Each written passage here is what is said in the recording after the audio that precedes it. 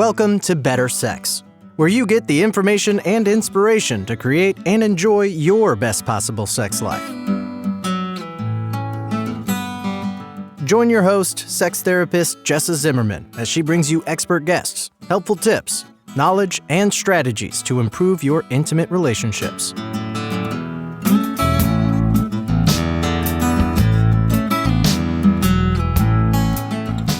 And now, your host, Jessa Zimmerman.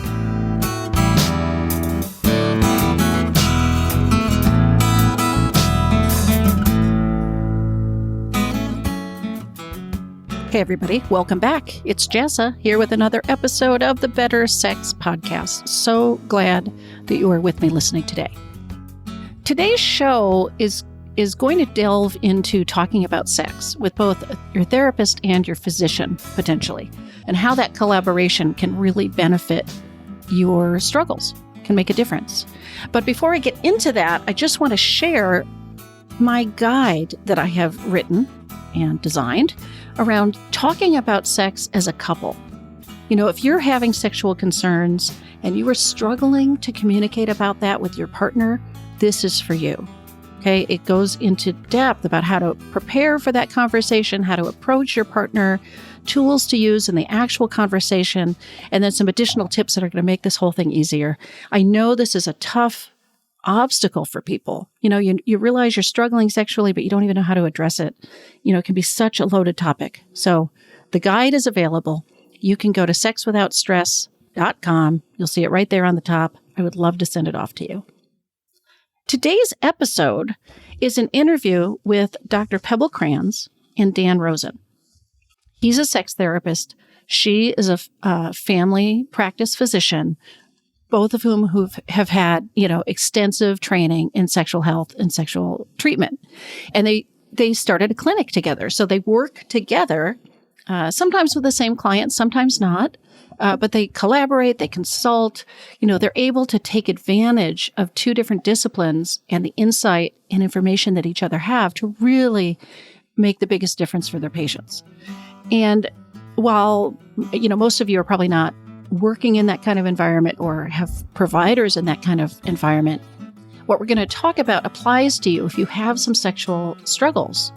Because it's important that your providers be communicating and collaborating and that you're really getting the best of both worlds. So I hope you're going to enjoy the episode and that it will be really impactful for you.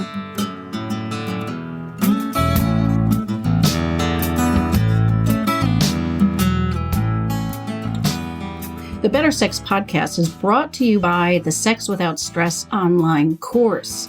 It's a course for couples to escape the cycle of disappointment, avoidance, and pressure in your sex life. So if you're in a pretty good relationship, there's a lot of love and goodwill, but sex is your struggle, this could be for you. You work in the privacy of your own home and at your own pace to create a sex life you can both look forward to. If you want to learn more, go to sexwithoutstress.com/program.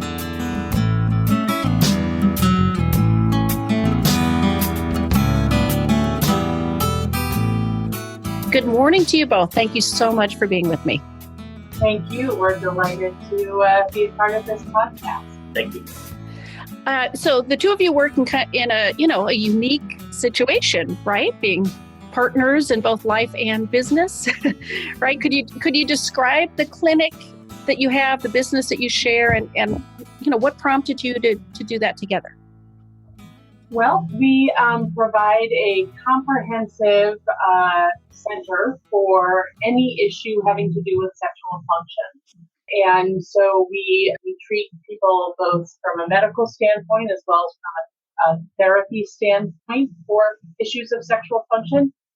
We also do a lot of education for the community, and specifically education of professionals. I do a lot of work with medical students and with residents, and with other medical providers, and Dan does a lot of educational work with mental health providers about addressing sexual issues.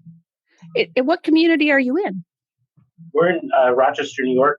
Oh, okay. Yeah, so we draw from Western New York. Right. Okay. And so how long ago did you start this clinic and did you work, separately before you founded that? Like, what's the story of its genesis? Well, I just before the Great Recession, I started putting on trainings in Rochester and found specialists because we're not New York, we're not LA, we don't have a lot of international trainers come. So I tried to put on people on stage who were experts, and I found a sex therapist who then sort of turned me on, so to speak, to the field of sex therapy. So since about 2008, I've been offering sex therapy services, and then when I met Pebble, I would talk to her about some of the cases, and she got inspired enough to travel to Europe and train to be a fellow of the European Committee on Sexual Medicine. And that the origin was a sex therapy practice that morphed into a much more comprehensive program. Wow. Okay. So this whole trail is a story of inspirations, right? It certainly is a story of inspiration and also a story of realizing what we didn't know when we thought we were providing good care to people. Yeah. So as a family physician, after meeting Dan, I developed this growing understanding of how much information I had not gotten in medical school. Yeah. And also he would come home and he would say, this person heard this from their urologist. They heard this from their gynecologist and their primary care doctor. And I would be like, oh, that doesn't sound right.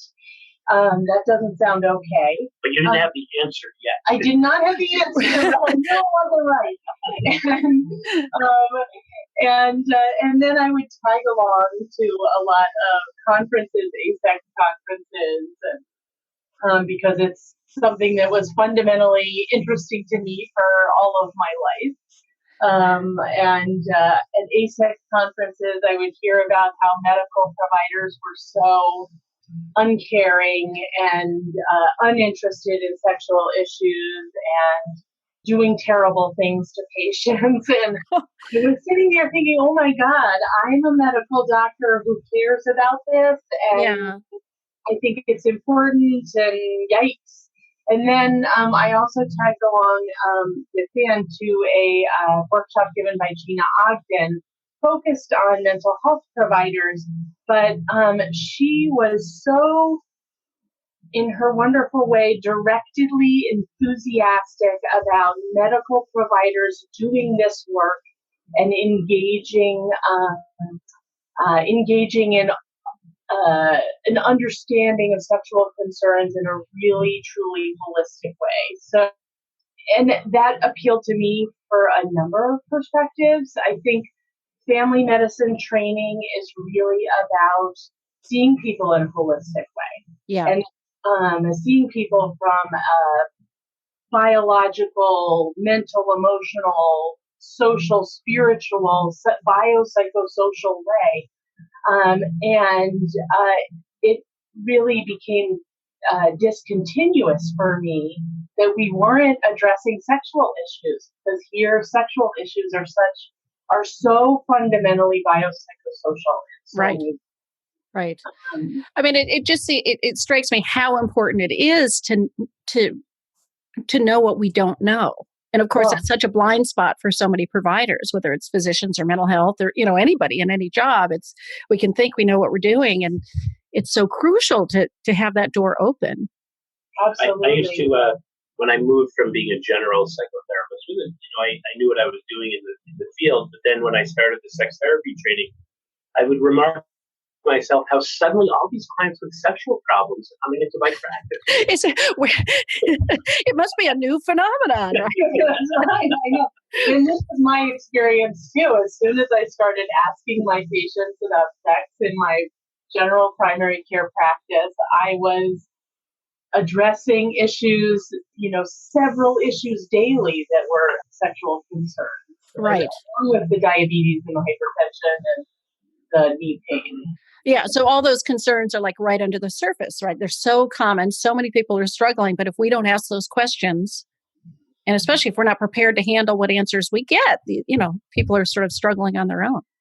Absolutely. Well, and the other thing that I think has been fascinating for me is So I went to a excellent, pretty progressive medical school. I graduated in 2007. I'm a midlife medical person. Right.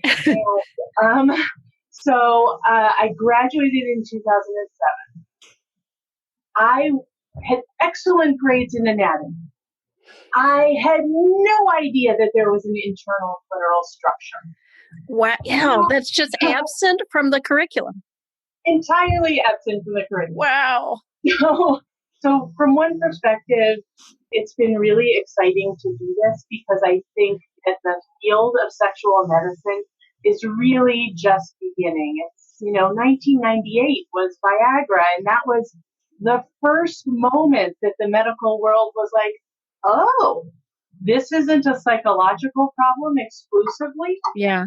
Let's begin to think about this. So there's all this research happening. There's all this growth in the field, and in terms of knowledge, and so it's really exciting to be a part of that. Yeah. I'm wondering, when you're talking about the sort of the biopsychosocial awareness and getting into the sex therapy or sexual medicine training, has that transformed how you work in general?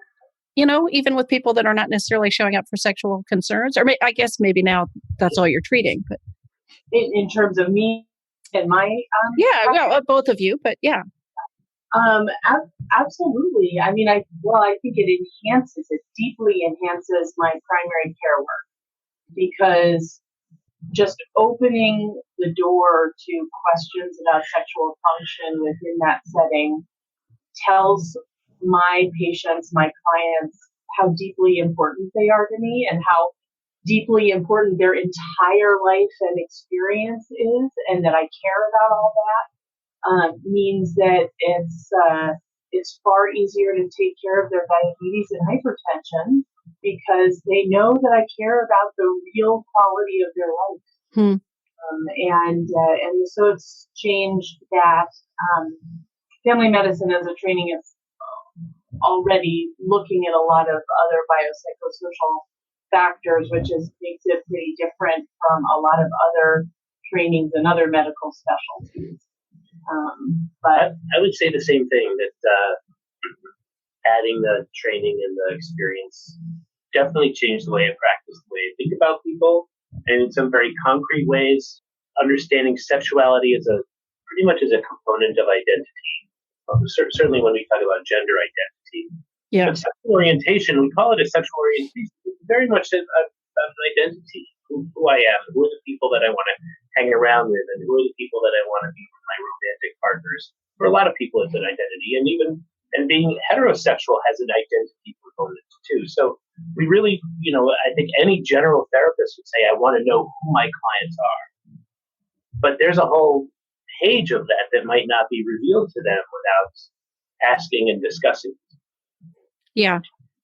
I also think about, what is the joy of being a psychotherapist? I don't know who your whole audience is, but what is the joy of being a therapist? And there's, the gratifying things are being the first person, or the person that really helped this person with this aspect of their life to identify parts of ourselves, cut off, walled off, not explained, not exposed.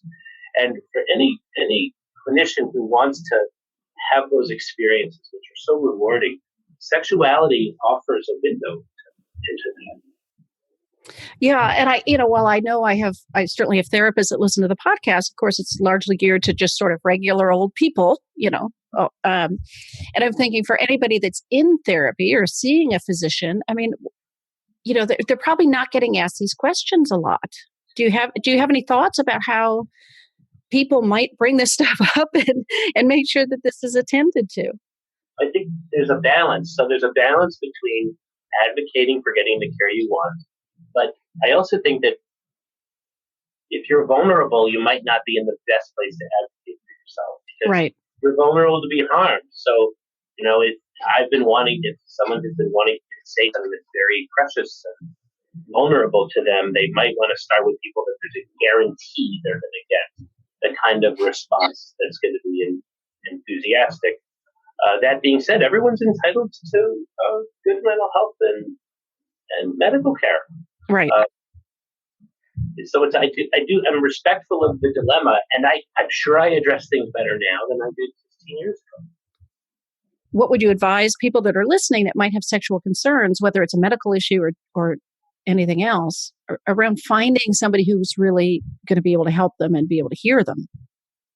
So first off, I would recommend becoming aware of the medical societies that are training people in issues of sexual medicine. They all mostly have provider listings. So the International Society for the Study of Women's Sexual Health, the Sexual Medicine Society of North America, the International Society of Sexual Medicine, they all have provider listings. And while they don't have necessarily, there isn't necessarily a certification that all of those bodies give, the way that ASEC gives certification to sex therapists. They do at least identify people who have made it their business to care about these things. So, so that's one thing that I would recommend. There's a difficulty in the U.S. There's no medical specialty.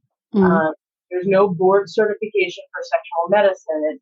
The sexual medicine in Europe does have this certification, a fellow of the European Committee on Sexual Medicine, that is across disciplines. So if you want an endocrinologist who knows about sexual medicine, you look for somebody who's a fellow of the European Committee on Sexual Medicine. If you want a psychologist, you're looking for somebody who's certified by that body. If you're looking for a psychiatrist or a primary care doctor, or a urologist or a gynecologist, they're training people from all medical perspectives in sexual medicine and have this certification. And in the U.S., there's ASEC for mental health professionals. Right. Well, and sexuality counselors, right, who are often medical providers who are getting that training and certification in the U.S. That's true. That's true. I think that medical providers as a whole who care about sexual medicine don't all know about that avenue through ASEC to get the word out. But, I think that it's important.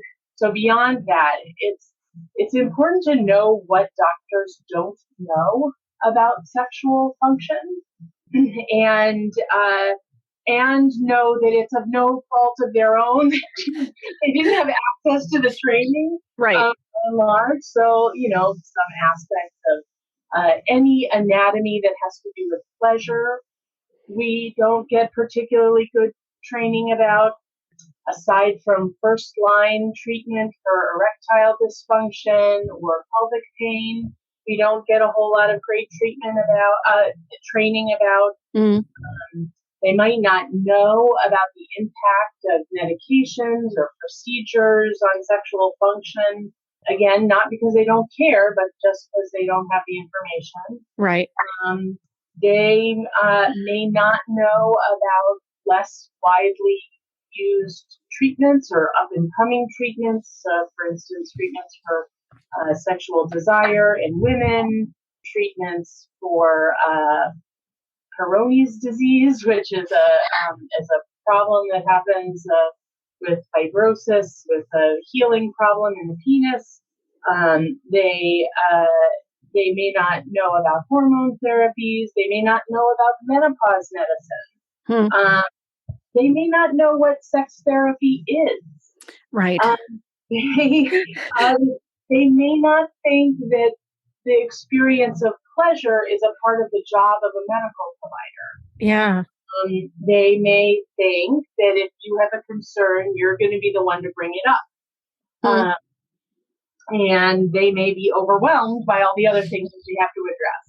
So, and I'd imagine they're facing very, very short appointments that need to be focused on the medical presentation. Our healthcare model, it seems to me, barely leaves space to have these conversations with a physician. Right. So, and insurers, insurance companies don't always reimburse not only for treatment, but for the assessment and diagnosis of sexual medical concern. Right. So, I think that while it's important to know all that, I think it's important too for patients to advocate for themselves and say, this is an important part of my life. It's affecting my quality of life. I realize you may not know a lot about it, but I want you to learn. Yeah. I need this help to improve my life. So ideally, people can find a provider at one of, I think we should put these links in the show notes too, right? For all these organizations, including ASECT. Ideally they find somebody. Otherwise, they really may have to insist, advocate for themselves and insist their physician learn something about it or do some of their own research. I agree, but that can be hard. I'd also add the National Coalition of Sexual Freedom. And then, there's going to be for people who are thinking about consensual non-monogamy, that is right. Changing the fidelity agreement. There's going to be certainly meetups or there may be specific organizations in their community to talk about that. The internet really opens it up for people to do a little bit of provider shopping.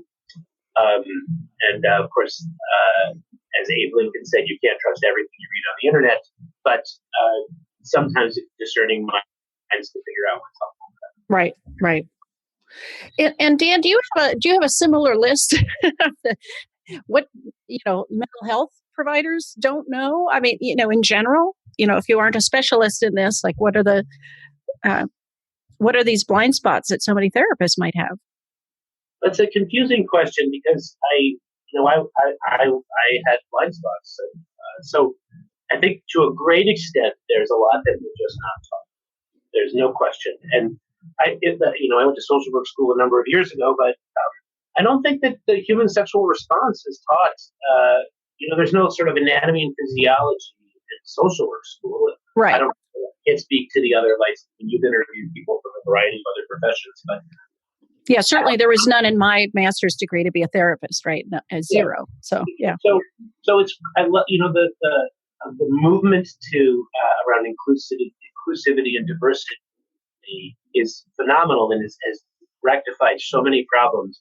But there's also a problem of universality that pretty much everybody has genitals, and mental health providers aren't necessarily trained how those work.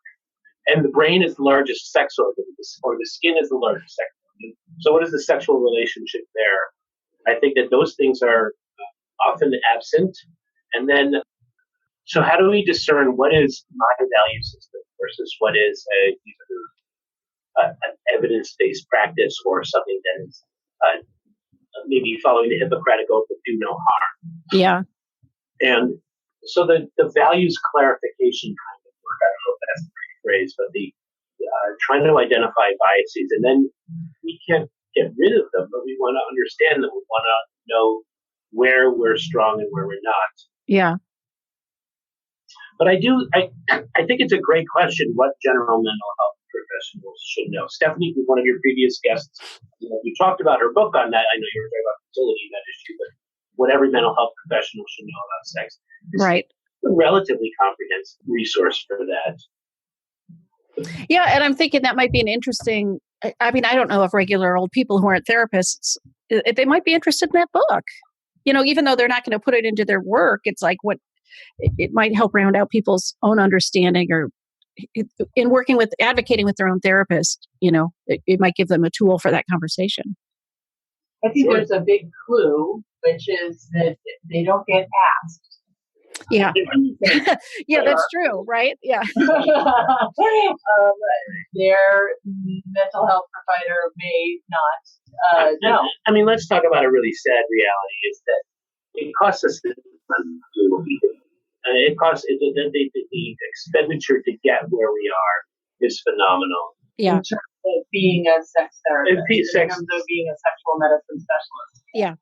And so that there's an unfortunate reality is that a lot of communities can't afford to support people who've invested so much money in their career. You drop $25,000 on becoming a professional. Maybe you want to go off the insurance bill. So I have a tremendous sympathy, and there's a real need to, as wonderful as certification is, there's a real need to push down information to people who are working in clinics, who are working for Medicaid only, who are in low-cost communities, low-cost primary care communities, so that the majority of people in this country can have access to this. Yeah. And I probably shouldn't say area of ignorance on a podcast, but I don't know if there's sort of an organization that has oriented itself that way. ASEC does certification, but I don't know if there's I don't know. Not that I know of. I mean, is that part of the aim of the training that you two are doing in your community? Trying to just sort of disseminate the information to as many providers as possible without an eye towards certification or anything? Absolutely. Yeah. Okay. Yeah. We hope to train ourselves out of jobs. Well, a caveat. I mean, I think we have a that if you look at the PLISIT model, which people may have heard of, the first step is permission, limited information and specific suggestions. But for intensive treatment, you do need to go to the sort of the top specialists, the people who have most training. But there's a lot of sexual issues that can be handled in a generalist practice. Right. And we put on a sexual assessment reevaluation training in town. We had 30 providers. None of them were specialists in sexuality who came to the training. So we have tried to push that in. And I know there's other clinicians who really, really try to speak to the other disciplines too. Right.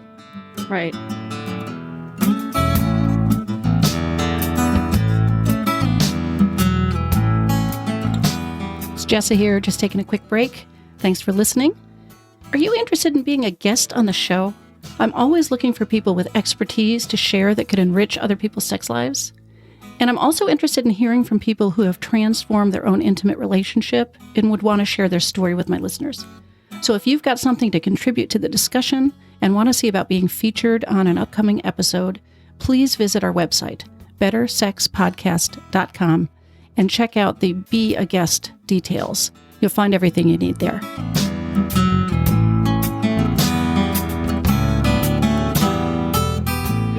So I'm wondering, I'm imagining people listening to this, if somebody's struggling with a sexual problem, they may see their physician and have this conversation. They may see a sex therapist and have this conversation. And even though I refer to physicians in my own practice, there's not a lot of collaboration, but there the two of you are working in your clinic together, right? Can you speak to sort of how often and how you share the work with any particular case and what that, sort of what that allows, I guess? Evel's going to have a ton to say on this, but you've come to the right interview. And she's, a physician who wants to sort of bridge those gaps for people throughout the country between mental health and sex therapists and mental health. Yeah. Well, so I think we have a really fortunate situation. We talk a lot, sometimes at work, sometimes in the kitchen. And we do a lot of talking about cases that we share. We case consult with each other about cases that we're not sharing to make sure that we're giving the best, most well-rounded care. That there isn't, Dan will have somebody who he's concerned there might be a medical issue. Is this medication perhaps a part of this? And they had this procedure. Could this be affecting their sexual function? And I'm able to consult on that. And I have, in my evaluations with people, which are generally start at a 90-minute session, I often come out with a lot of questions about psychological processes that are contributing, and Dan consults on those issues. So we have this very fortunate situation where we're very non-hierarchical. It's not like he's a therapist who works for me, the doctor, and I might I tell him to do an assessment and then I'll take care of the medical bits. That's not at all how we work. Yeah. But there are tools to help general psychotherapists and coordinate with medical providers better. And they're pretty simple. I'm really fortunate in that my residency training program is committed to training mental health providers alongside family physicians and looking at the whole medical system. One of the chairs of our family medicine department was recently head of the American Psychological Association, Susan McDaniel, very committed to integrating mental health and medical care. And the department sees the value deeply of that integration. And so we get taught how to work with medical providers as family medicine physicians. So one of the things we talked about is how the languages that mental health providers and medical providers use are different. And and sometimes we need to do some work to bridge those gaps. Now, mental health providers tend to be the better communicators, so it's often the onus on them to figure out how to talk with the medical provider. Yeah. And there are simple things like knowing, a medical provider receiving a one-page letter that says, this patient of yours is working with me on this issue. They don't need to go into the details of that issue. They can be very succinct in that letter. Lets the medical provider know that there's a resource out there. And in the medical world, we expect that closing of the communication loop with providers, other providers in the community who are also working on our patients. Primary care providers take a lot of pride in knowing our patients well. And so it's really helpful to hear from a mental health provider what is, that they're engaged in helping them with this particular area. And it's also helpful to just know when a mental health provider is finished working with a client too. Okay. And whether or not there's still work to be done, or whether there is a sense of we've taken care of this. This is an issue. Medical providers generally do want to communicate. Part of the difficulty is, as a primary care provider, I receive thousands of pieces of paper on thousands of patients in a week. So I am getting that information and making sure it's sort of in my head and into the chart, but there isn't a way to always communicate back with the person who has provided that information. I'm a medical provider who likes to get on the phone with therapists because I like therapists, but a lot of medical providers would find that very overwhelming. Yeah. I mean, I hearing you, I'm thinking, well, first of all, I'm thinking I need to do more of this in my own practice, make sure I'm connecting with the physicians, because it's really interesting to hear your perspective. But I'm also thinking this might put the onus back on the client, that if you're seeing both a doctor and a mental health provider, to ask them to write that letter, to bring it up in both places, to sort of bridge that gap a little bit. Yeah. Absolutely. Yes. And to tell a medical provider, I need the notes from your, we had a conversation about my low sexual desire. I need the notes and labs that you did having to do with that so that I can bring them to my therapist, so my therapist knows that I've talked with my doctor. Yeah. Do either of you, I mean, this is sort of off the cuff, so maybe nothing will come to mind, but do either of you have a story to illustrate the impact the other person was able to have on your treatment in a case?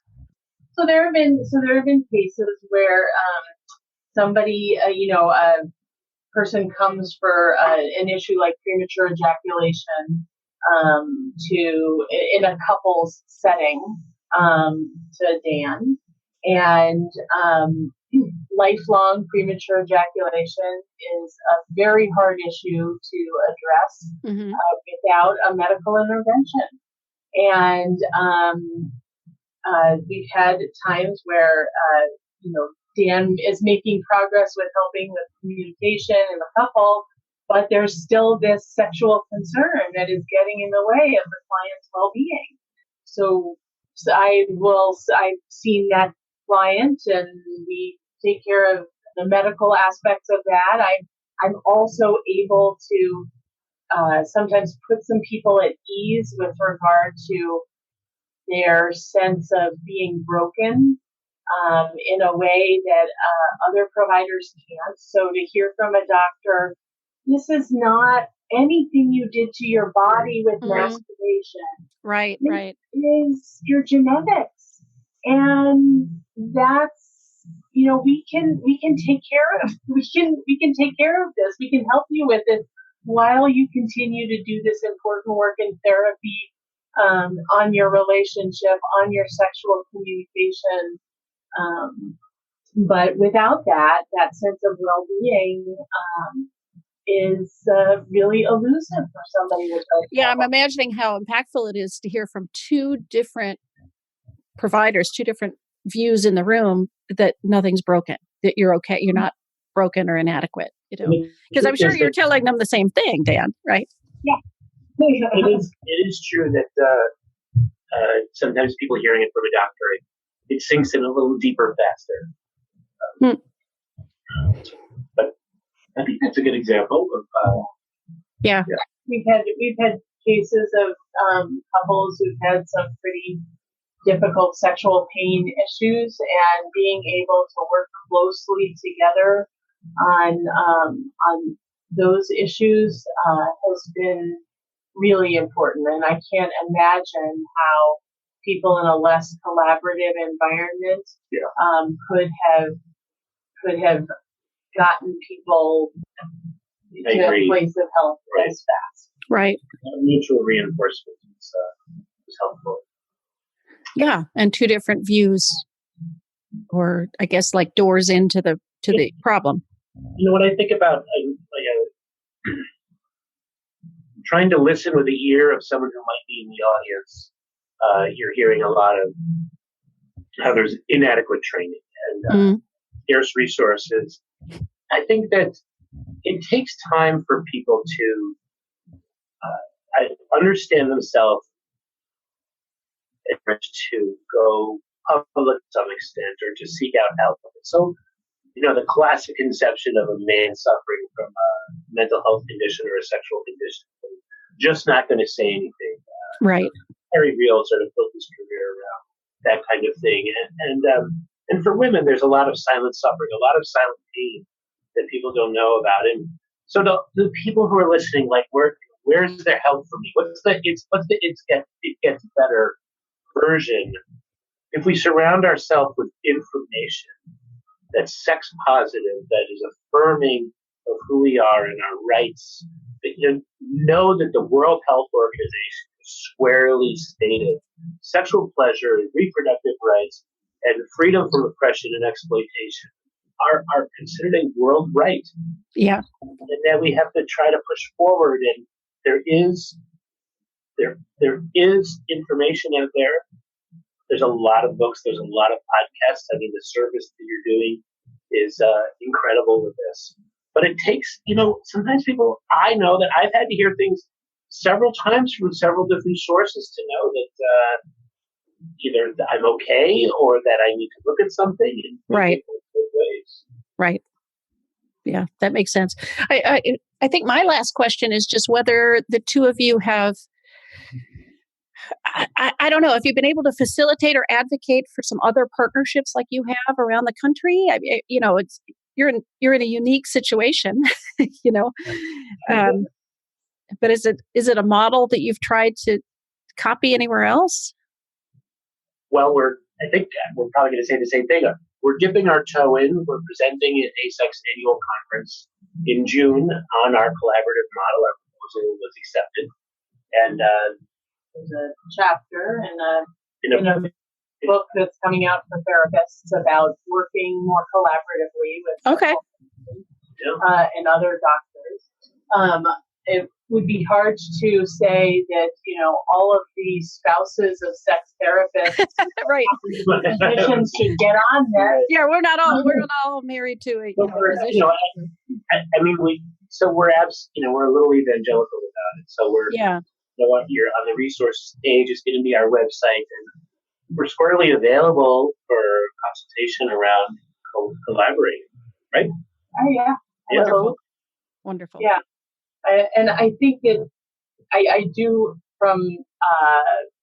think from being a part of many of these international sexual medicine societies that there is an understanding that sexual medicine physician can't do this alone, and that we really need to create a resource that addresses the whole person, the whole couple system, and people in sexual medicine, much like sex therapists, tend to be pretty passionate about this topic and really want to move things forward.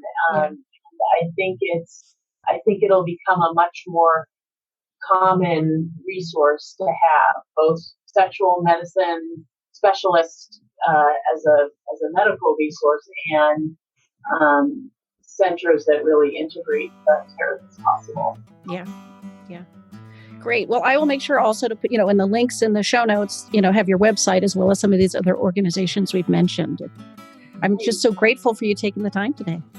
Oh, we are delighted. It's been a really interesting conversation. Thank you. Wonderful. Thank you so much.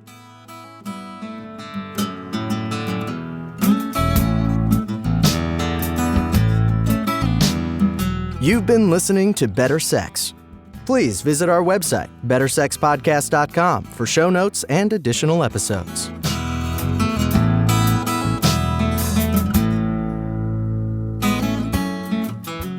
And that's a wrap for today. I really hope you enjoyed the episode. If you are enjoying the podcast, if some of this material resonates with you and you would like to make a difference and make sure that this keeps coming out in the world once a week, ongoing, there are a couple things you could do to show your appreciation. The first would be to go to iTunes and rate and review the show. That really helps us be found by new listeners when you review the show on iTunes. You can find a link at bettersexpodcast.com/iTunes. The other thing I want to invite you to consider is becoming a Patreon. For a small monthly pledge, you get some benefits. So for $2 a month, you get advance access to every single episode. For $5 a month, you get a chapter of my upcoming new book. And for $10 a month, I host quarterly get-to-know-you and question-and-answer chats over the web, and you get invited to that. I would love to have your membership in that, become part of the Better Sex family. You can find a link at bettersexpodcast.com/Patreon, which is Patreon. Again, thanks for listening. I'm glad you're here. Feel free to comment, ask questions, get in touch. I'd love to hear from listeners. Thanks.